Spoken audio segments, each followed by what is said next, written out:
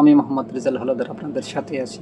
সুপ্রিয় দর্শক, নতুন পে স্কেল বাস্তবায়ন নিয়ে সর্বশেষ যা জানা গেল, সূত্র যুগান্তর।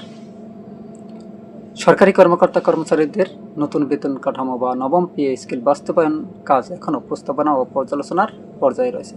সরকার ইতিবাচক অবস্থা জানালেও বর্তমান অর্থনৈতিক পরিস্থিতি ও বৈশ্বিক অস্থিরতার কারণে এটি বাস্তবায়নে কিছুটা বিলম্বিত হওয়ার আশঙ্কা দেখা দিয়েছে।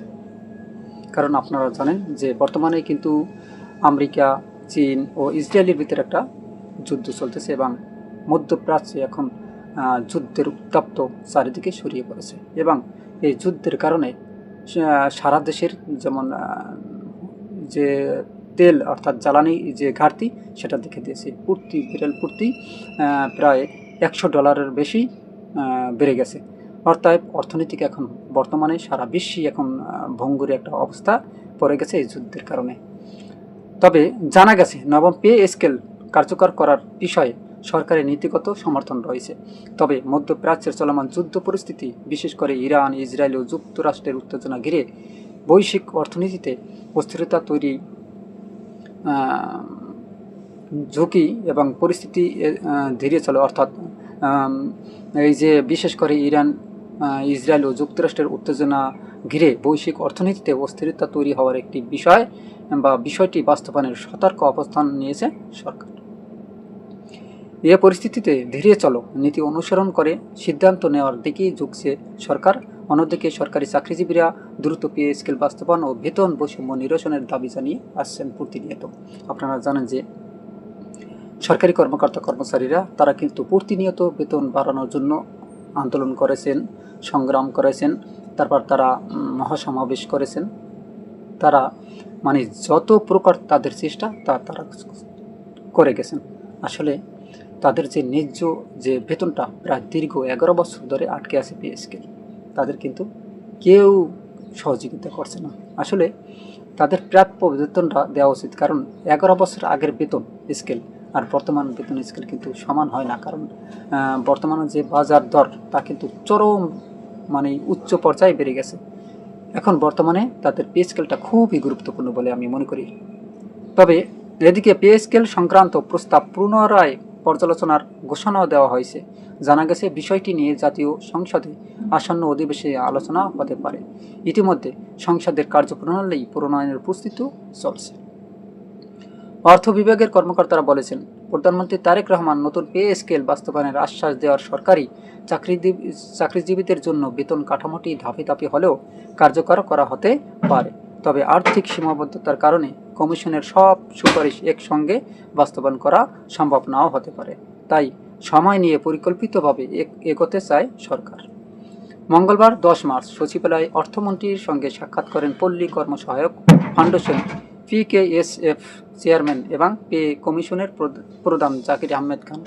সরকারি সূচিতে তিনি PKSF চেয়ারম্যান হিসেবে সাক্ষাৎ করলেও বৈঠকে পে কমিশনের প্রতিবেদন ও সুপারিশ নিয়েও আলোচনা করেছেন বলে সংশ্লিষ্ট সূত্র জানিয়েছে। এর আগে 18 ফেব্রুয়ারি অর্থমন্ত্রী আমির খসরু মাহমুদ চৌধুরী পে স্কেল সংক্রান্ত সুপারিশগুলো ভালোভাবে পর্যালোচনা করার কথা জানান।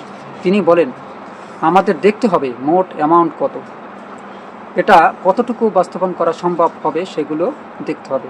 তবে বর্তমান আর্থিক অবস্থা যেখানে বাংলাদেশের ট্যাক্স, রেভিনিউ এবং সব কিছু বিবেচনা করে রেশিও সবচেয়ে খারাপ, এমনকি দক্ষিণ এশিয়ার সবচেয়ে খারাপ, এসব দেখে আমাদের সিদ্ধান্ত নিতে হবে কতটুকু, কখন, কীভাবে বাস্তবায়ন করা যায় সেটা আমরা পরীক্ষা নিরীক্ষা করে দেখব। দেখেন, অর্থমন্ত্রী আমির খসরু মাহমুদ চৌধুরী তিনি বলেছেন যে আসলে পে স্কেলটা দেওয়া উচিত, কারণ বর্তমানে সরকারি কর্মকর্তা কর্মচারীদের যে দাবি পে স্কেল, এটা আসলে আমাদের অবশ্যই এটা তাদের দাবিগুলো মানা উচিত। কেননা প্রায় দীর্ঘ 11 বছর ধরে আটকে আছে তাদের পে স্কেলটা, এবং এই পে স্কেলটা যত দ্রুত সম্ভব আমরা দেওয়ার চেষ্টা করব। তবে হ্যাঁ, আমরা একসাথে না দিলেও ধাপে ধাপে দেওয়ার একটা চেষ্টা করব। তবে এখন বর্তমানে বিশ্বের আর্থিক যে সংকট এবং যে চলমান যুদ্ধ পরিস্থিতি, এতে কিন্তু একটা সমস্যা হয়ে গেছে।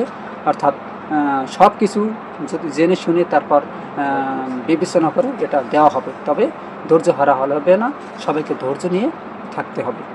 তবে অর্থ বিভাগ সূত্রে জানা গেছে, আগামী অর্থবছর 2026 ও 27 থেকে নবম পে স্কেল বাস্তবায়নের একটি প্রস্তাব রয়েছে। তবে বাস্তবে তা কতটা সম্ভব হবে সে বিষয়ে এখনই নিশ্চিত কিছু বলা যাচ্ছে না, কারণ বর্তমানে সরকারের আর্থিক সংকট আরও তীব্র হয়েছে এবং মূল্যস্ফীতি ও চাপ পুরোপুরি কমেনি। পাশাপাশি মধ্যপ্রাচ্যের চলমান সংকট দেশের অর্থনীতি নেতিবাচক প্রভাবও ফেলেছে।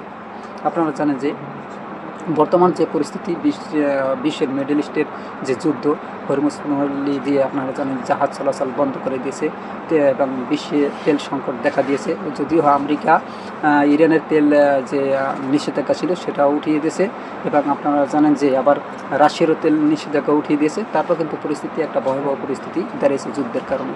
যাই হোক, তবে এই পরিস্থিতিতে এখন আসলে বাংলাদেশ সরকার এটা একটু বিলম্ব হতে পারে বলে এটাই স্পষ্টভাবে তারা বোঝাতে চাইছে। তবে সরকার এমন পরিস্থিতি তৈরি করতে চায় না যাতে সরকারি চাকরিজীবীরা বড় ধরনের ক্ষতির মুখে পড়েন। এজন্য প্রস্তাবিত পে স্কেল পূর্ণ বিবেচনায় উদ্যোগ নেওয়ার কথা বলা হয়েছে। অর্থ বিভাগের তথ্য অনুযায়ী চলিত অর্থ বছরের মাঝামাঝি সময়ই রাজস্ব ঘাটতি 60,000 কোটি টাকার বেশি হয়েছে।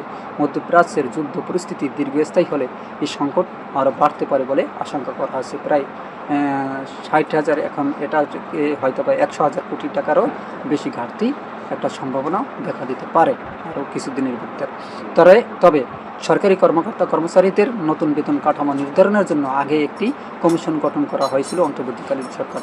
তবে আর্থিক সংকটের কারণে নির্বাচনের আগে ডক্টর ইউনূসের নেতৃত্বাধীন সরকার এটি বাস্তবায়ন করতে পারেনি।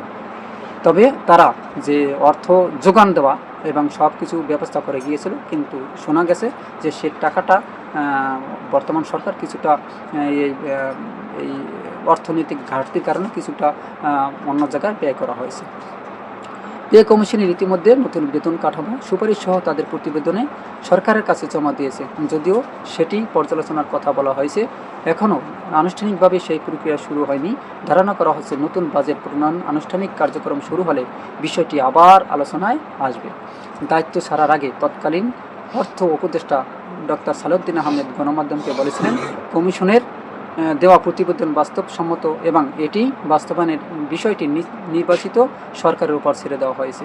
তিনি আশা প্রকাশ করেন, সরকার দেশের আর্থ সামাজিক অবস্থা ও মূল্যস্ফীতি বিবেচনায় নিয়ে এ বিষয়ে সিদ্ধান্ত নেবে। নতুন সরকার দায়িত্ব নেওয়ার পর এখনও পে স্কেল বিষয়ে আনুষ্ঠানিক কোনো সিদ্ধান্ত জানা যায়নি। তবে সামনে জাতীয় সংসদ অধিবেশন থাকায় বিষয়টি সেখানে আলোচনায় আসতে পারে বলে জানা গেছে। উল্লেখ্য, গত বছরের 27 জুলাই সরকারি কর্মচারীদের জন্য নতুন বেতন কাঠামো প্রণয়নের লক্ষ্যে 21 সদস্যের একটি বেতন কমিশন গঠন করা হয়। সাবেক অর্থসচিব ও পিকেএসএফ চেয়ারম্যান জাকির আহমেদ খানকে কমিশনের প্রদান করা হয়। কমিশনের 6 মাসের মধ্যে প্রতিবেদন জমা দিতে বলা হয়েছিল। সেই অনুযায়ী চলতি বছরের 21 জানুয়ারি কমিশন তাদের সুপারিশ জমা দেয়। কিন্তু পে স্কেল বাজেট ব্যয় যেসব পে স্কেল বাস্তবায়নের বাজেট ব্যয় হচ্ছে যেসব খাতে আমরা জানতে পেরেছি সুপ্রিয় দর্শক, যে যার কারণে নতুন পে স্কেল বাস্তবায়নের ব্যাপারে ধীরে চলো নীতি বেশি নিয়েছে সরকার। ফলে সরকারি কর্মচারীদের জন্য অনেক প্রতীক্ষিত নতুন পে স্কেল বাস্তবায়ন নিয়ে অনিশ্চয়তা তৈরি হয়েছে। তবে পে স্কেল বাস্তবায়ন নিয়ে জাতীয় সংসদের অধিবেশনে আলোচনা হওয়ার সম্ভাবনা রয়েছে। 2025-26 অর্থবছরের বাজেটের সংরক্ষিত 40,000 কোটি টাকা ব্যয় পুরো ইতিমধ্যে অন্য খাতে ব্যয় করা হয়েছে।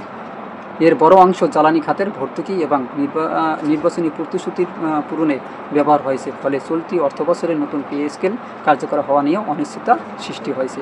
অর্থ বিভাগ সূত্রে জানায়, সংরক্ষিত অর্থের মধ্যে 24,000 কোটি টাকা দেওয়া হয়েছে জ্বালানি ভর্তুকিতে। কৃষকদের ঋণ সহায়তা ও সামাজিক সুরক্ষা কর্মসূচির বরাদ্দ দেওয়া হয়েছে 15,000 কোটি টাকা।